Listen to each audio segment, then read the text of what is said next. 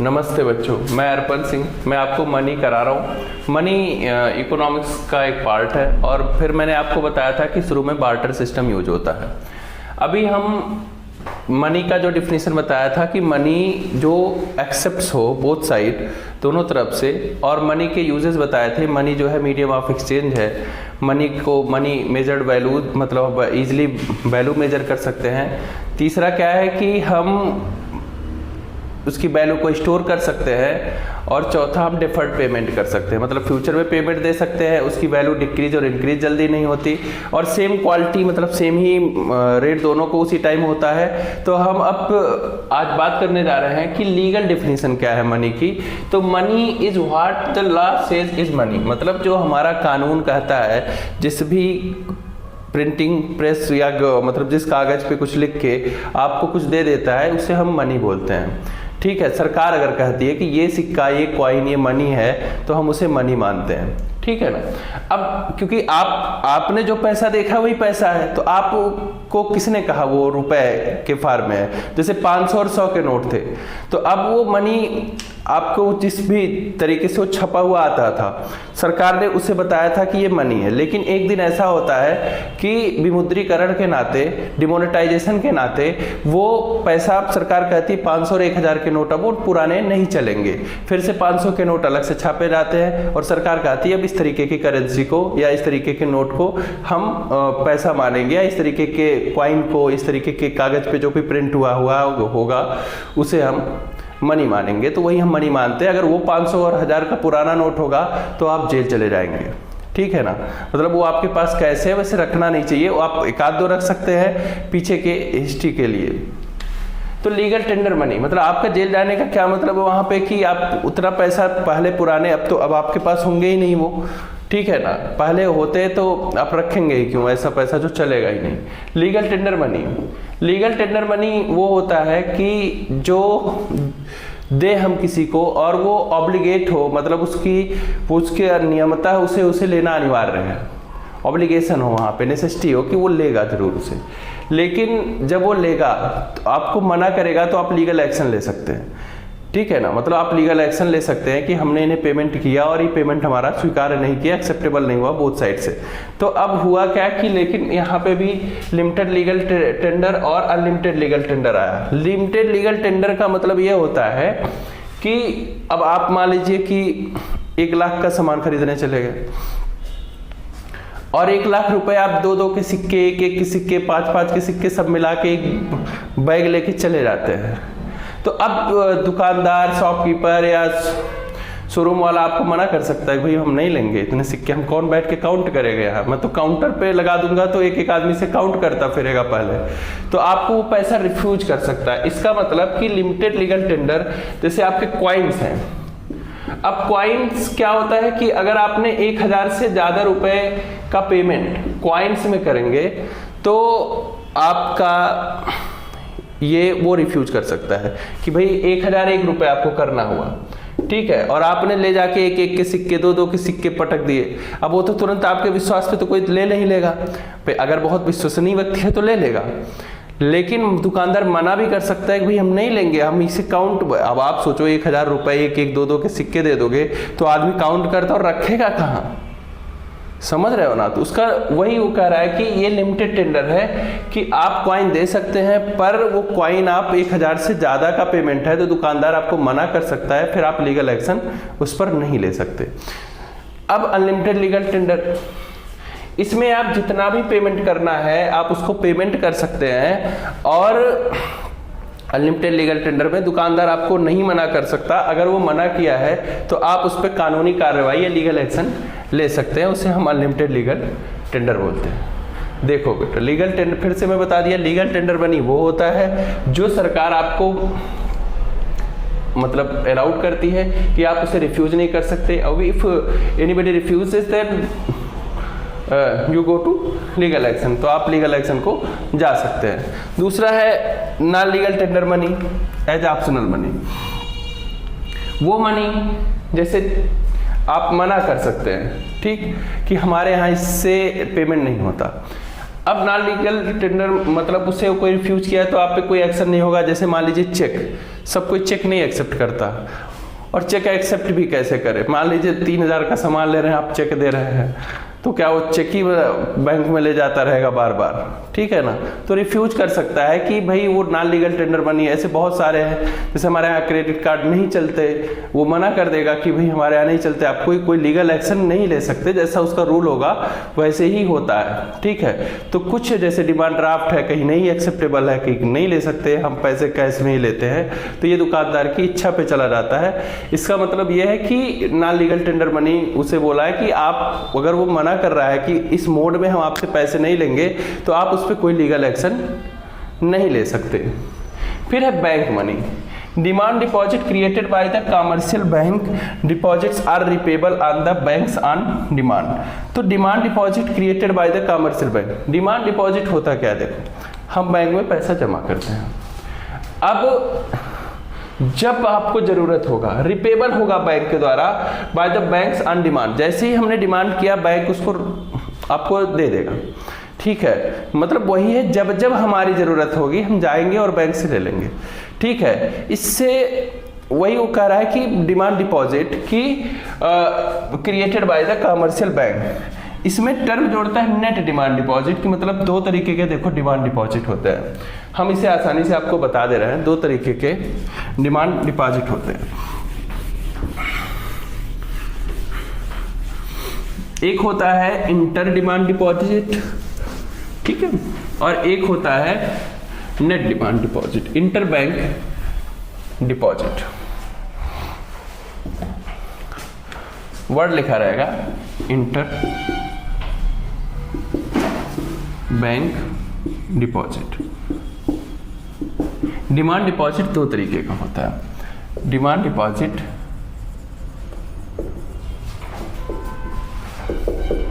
और plus net demand deposit.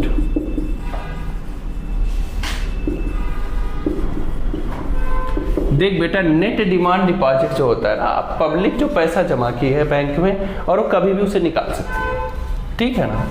अब inter bank deposit का क्या है कि बैंक भी आपस में लेन देन करते हैं कैश रिजर्व रेशियो सेटल करने के लिए, या कुछ अपना लेन देन वहां पे भी होगा। मतलब कि बैंक और बैंक, जैसे पंजाब नेशनल बैंक, जैसे SBI, पंजाब नेशनल बैंक को कुछ पैसे दे दिए, मान लो 10 लाख यहाँ जमा कर दी किसी कारणवश से, या पंजाब नेशनल बैंक को जरूरत रही होगी, इन्होंने दे दिया, और या लोन ले सकते हैं बैंक आपस में भी, क्योंकि ये भी कमर्शियल संस्थान है, इन्हें पैसे की जरूरत पड़ती है, कुछ ऊपर नीचे होता ही रहता है इनके बिजनेस में, ठीक है। तो ये जो बैंक डिमांड डिपॉजिट है, ये अब हमारे पास जो कॉन्सेप्ट है मनी सप्लाई का, money supply refers to total volume of money supply. मतलब मनी सप्लाई वो टर्म है जिसमें मतलब हमारा total volume of money held by public, जो पैसा पब्लिक के पास होता है। अब money held by public only जब वर्ड लिखा है ना, तो इसका मतलब है कि money using sector, individual and business firm, जो पैसा यूज करते हैं। अब देखो यहाँ पे फिर लिखा है कि हम इसमें इंक्लूड नहीं करते मनी क्रिएटिंग सेक्टर। अब पैसा क्रिएट कौन करता है, या तो गवर्नमेंट क्रिएट करेगी या तो RBI। मतलब मनी क्रिएटिंग सेक्टर में आपके पास या तो suppliers of money, government and banking system, ठीक है, जो गवर्नमेंट एंड बैंकिंग सिस्टम हटा देते हैं इसमें, ठीक, क्योंकि बैंकिंग सिस्टम में RBI पैसा बना ही रही है, तो वो क्या मनी सप्लाई वो तो बढ़ा भी सकती है, हटा सकती है, ठीक है। Balance held by them do not come into actual, मतलब कि ये एक्चुअल में ये हम पब्लिक में नहीं रखते इसे। अब RBI है, पैसा बढ़ा दी, तो RBI ही कंट्रोल कर रहा है जब मनी सप्लाई, या गवर्नमेंट कंट्रोल कर रही मनी सप्लाई, तो हम उसमें उसकी चर्चा नहीं करेंगे, पब्लिक की चर्चा करेंगे। जो लोग हैं उनके पास कितना पैसा है, जो पैसे का इस्तेमाल कर रहे हैं। अगर पैसा, अब यहाँ से ना हमारा कॉन्सेप्ट एकदम समझ लो कि हम इन्फ्लेशन, डिफ्लेशन, महंगाई और सब कुछ पे चर्चा कर लेंगे। अगर पैसा कम है तो हमारी परचेजिंग पावर की कैपेसिटी कम हो जाएगी, और कैसे इन्फ्लेशन आता है, कैसे डिफ्लेशन आता है। और अब हम धीरे धीरे एक बड़े कॉन्सेप्ट की तरफ जा रहे हैं। ये चैप्टर बहुत इंपॉर्टेंट इसलिए हो जाता है, और कहीं भी सिलेबस में डाल देते हैं इसे, क्योंकि इसी से आपका बेस तैयार होता है प्रैक्टिकल इकोनॉमी का।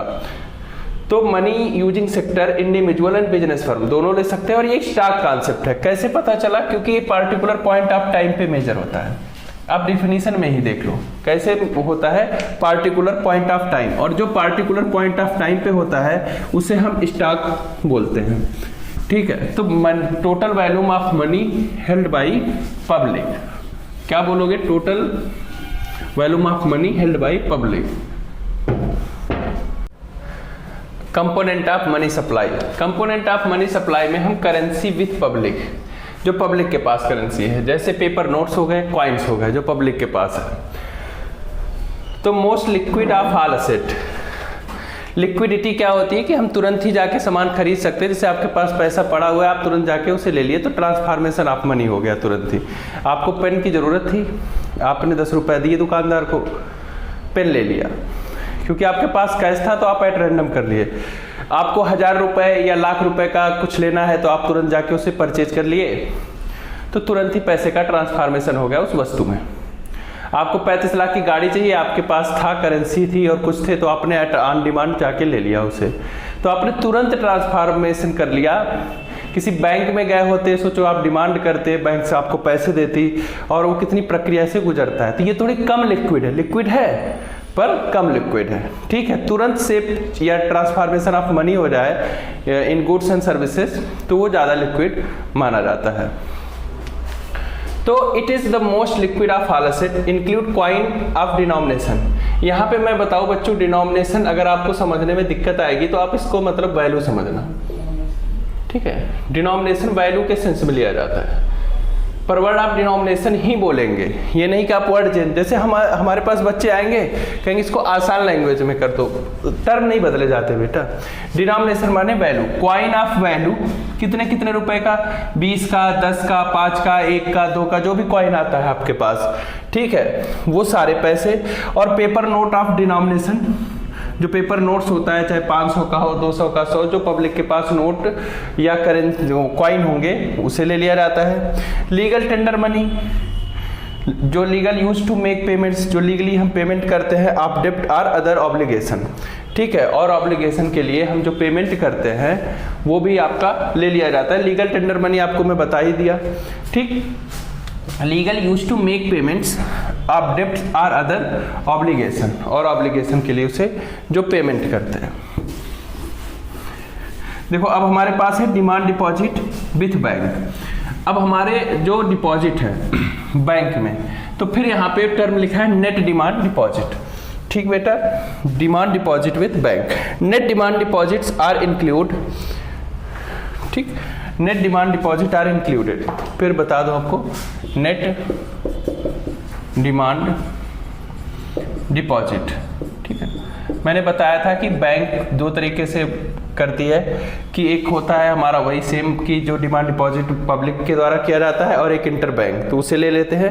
टर्म डिपॉजिट नहीं इंक्लूड करते। टर्म डिपॉजिट क्या होता है कि अब मान लो किसी ने पैसा रख दिया 5 ईयर के लिए, जो फिक्स डिपॉजिट की 5 साल में 2 लाख या 3 लाख हम जमा करेंगे। इसके बाद जब वो टर्म कंप्लीट होगा और पैसा का अमाउंट कंप्लीट होगा, जितना टर्म तक उसे देने को कहा गया है, तब आपको 2 लाख या 4 लाख रुपए जो बैंक देगी। फायदा तो टर्म डिपॉजिट में होता है, पर इसे हम मनी सप्लाई में नहीं इंक्लूड करते।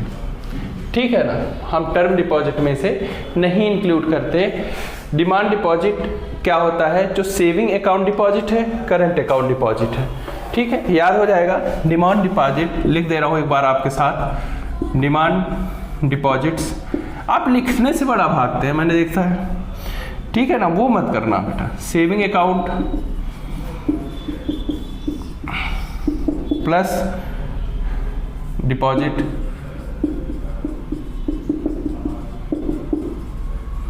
Plus current account deposits. आपको किताब पढ़ेंगे, बहुत इंपॉर्टेंट ये है कि डिमांड डिपॉजिट लेना है। और डिमांड डिपॉजिट में, ठीक है, ये दोनों डिपॉजिट आ गए। अब फिर वही है कि आप बार बार देखेंगे कि नेट डिमांड डिपॉजिट और इंटर बैंक डिपॉजिट। अब हम आपको बताने जा रहे हैं कि फंक्शन, ठीक है, जो मनी सप्लाई है, मनी सप्लाई के टर्म में, तो हम आपको मेजर्स ऑफ मनी सप्लाई बोलेंगे कि मनी सप्लाई हम कैसे मेजर करेंगे। और देखो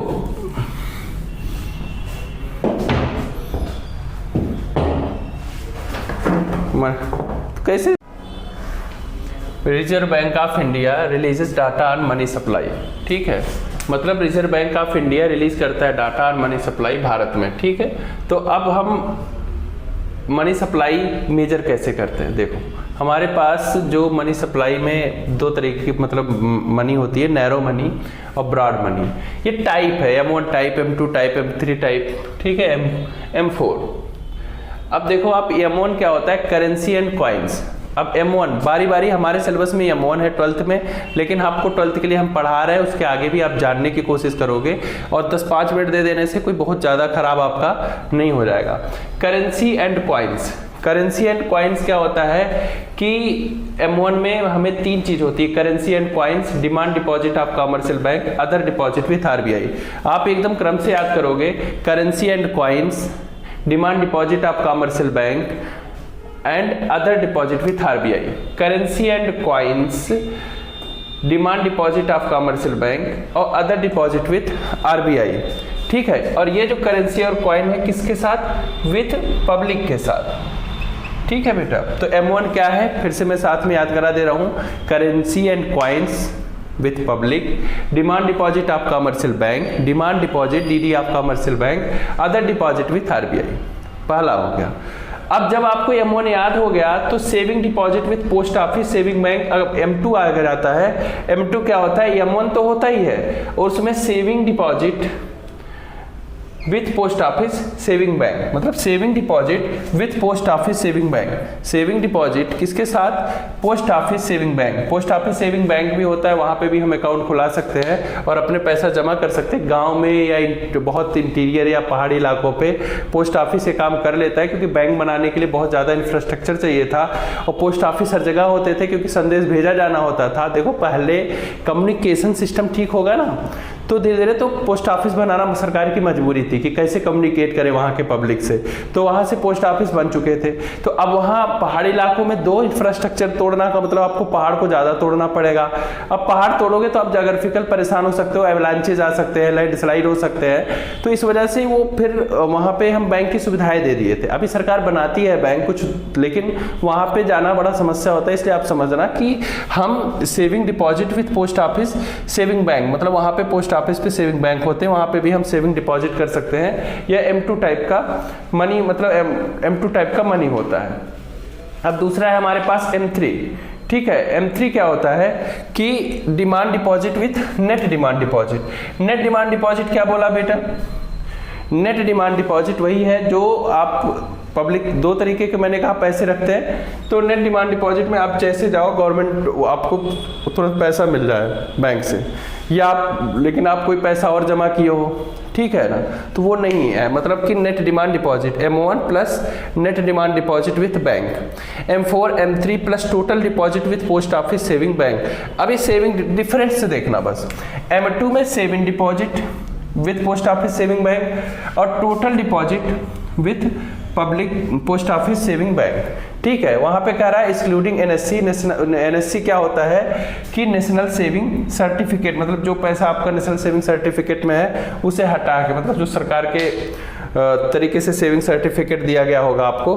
तो डिफरेंट डिग्री ऑफ लिक्विडिटी होती है, M1 being the most liquid, M1 ज़्यादा मतलब ज़्यादा लिक्विड है और M4 लीस्ट लिक्विड, ठीक है। मतलब M4 जो है वो कम लिक्विड होगा, M4 जो है बीइंग द लीस्ट लिक्विड। और M3 is the widely used as a measure of money supply. M3 को हम ज़्यादा यूज करते हैं और aggregate monetary resource of the society, और इसे हम इस M3 मनी को क्या बोलते हैं?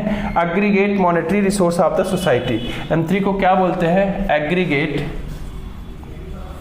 एग्रीगेट, ठीक है, monetary resource of the society, monetary resource of the society. देख बेटा, फिर से मैं बात कर रहा हूं कि मेजर्स ऑफ मनी वैल्यू 3 तरीके को होगा, 4 तरीके का, M1 M2 M3 और M4। M1 क्या होता है? Coins and currency, coin and मतलब currency and coins with public. दूसरा डिमांड डिपॉजिट विथ बैंक और deposit other deposit with RBI। 3 हो गए, currency and coins with public. दूसरा क्या हो गया? दूसरा क्या हो गया, हाँ डिमांड डिपॉजिट, अब याद करो ना, डिमांड डिपॉजिट विथ बैंक। तीसरा हो गया अदर डिपॉजिट विथ आरबीआई। तो अब आप देखो यहाँ पे saving deposit with the post office, आप बार बार जब ऐसे याद करोगे ना अपने साथ लेके थिंक करके, तो धीरे धीरे आपको याद हो जाएगा। ये कॉन्सेप्ट बहुत इंपॉर्टेंट है आगे तक के लिए, फिर मैं बता रहा हूँ। और आपका ये आज चैप्टर मनी खत्म हो चुका है। जो आपके क्वेश्चंस हैं, मतलब इसमें एक न्यूमेरिकल्स है, मैं अभी करा ही दे रहा हूँ, ठीक है, दूसरे वीडियो में करा दूंगा, लेकिन आप इस पूरे कॉन्सेप्ट को एक बार पढ़ लेंगे और क्या कहते हैं कि हम बारी बारी से इस क्वेश्चन को सॉल्व करेंगे। और आपको ये बताना था कि आप जब इकोनॉमिक्स पढ़ें तो आप ना उसको जनरली थिंक करें, सोचें कि ऐसा हो गया था, अच्छा ठीक है। तो फिर जब आप सोचते हैं ना किसी चीज़ को बहुत अच्छे से, तो फिर आपको धीरे धीरे वो दिमाग में बैठता चला जाता है। और आप, फिर मैं कह रहा हूँ कि आप किसी छोटे लक्ष्य के लिए नहीं बने हैं, आप बड़े लक्ष्य के लिए बने हैं। तो बड़े लक्ष्य के लिए जाइए, आप संघर्ष करिए, आप जरूर अचीव करेंगे अपने संघर्ष को, ठीक है। जिसके लिए आप संघर्ष कर रहे हैं, अपने लक्ष्य को आप हासिल कर लेंगे तुरंत ही। और मेरा कहने का मतलब है, लक्ष्य बड़ा रखना आपके जीवन का पहला उद्देश्य होना चाहिए, उसे आप छोटा नहीं कर सकते, ठीक है ना। छोटा कर रहे हैं तो अपने साथ गलत कर रहे हैं, अपनी पूरी पोटेंसी के साथ काम करिए। और आप बहुत बेहतरीन बच्चे हैं। फिर से मैं कह रहा हूं कि मैं आपको पूरी इकोनॉमिक्स और लगातार 365 डेज जितना हमें संभव हो सकता है इकोनॉमिक्स के साथ हम आपसे जुड़े रहेंगे, बार बार आपसे चर्चा करेंगे, बात करेंगे। जितने टाइप के कॉन्सेप्ट होते हैं यूपीएससी के लेवल तक हम लेके जाने की कोशिश करेंगे आपको, और आपको बहुत ऊपर हम लेके जाएंगे। अगर आप हमारा समर्थन कर रहे हैं तो हमें लाइक और सब्सक्राइब कीजिए। नमस्ते।